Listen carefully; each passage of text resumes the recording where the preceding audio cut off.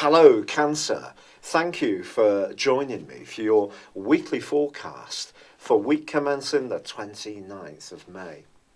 The standout link for you this week goes between Mercury and Pluto from Tuesday through to Thursday. Mercury's in a very friendly part of your scope, and Pluto is in your sector of relationships. This combination is about penetration.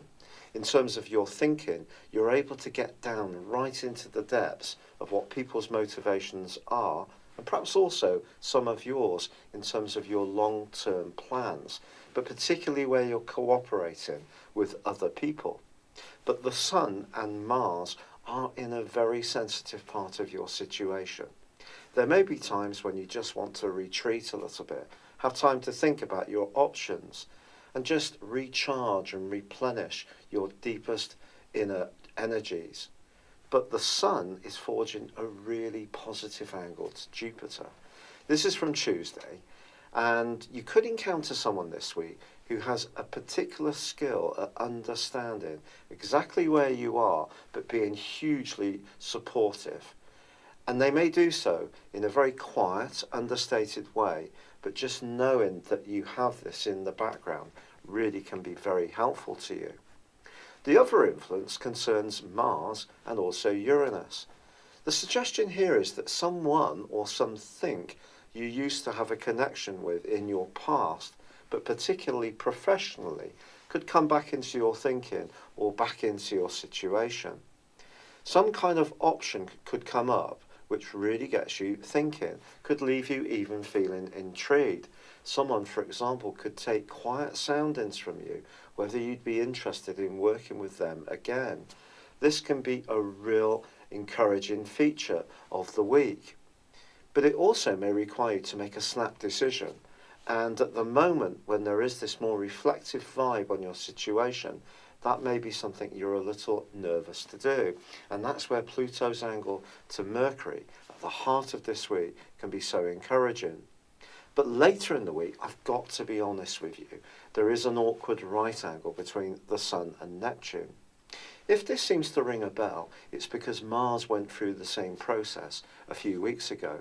This is going to go on from Thursday for a week.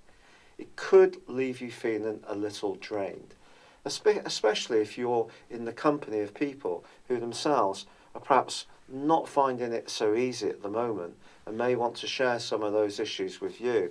You could find that quite draining. If you can only be with people in the second half of this week who are generally quite positive. There's also a quarter moon on Thursday, which suggests that there could be some gossip doing the rounds. It's all about what you're going to let yourself receive this week. We have so much information that's propelled in our direction. And sometimes it is important, I feel, to really close down and protect ourselves, return into our inner space, and just physically just have time to think and mull things over. And if you do that, I think this can be such an encouraging time. And the friends who are really supportive will understand this entirely. In terms of your romantic situation, Mars, of course, is the planet of masculine energy, and its angle with Uranus suggests that perhaps the person that you start thinking about could be someone you used to be involved with. Perhaps you're going to hear some news about them. It's all food for thought, but it may not be something you want to act on at the present time. If you're in a more progressive phase of a relationship, Mercury's angle with Pluto can be very reassuring, and you can get the clarity of why this person is going to be important for your future.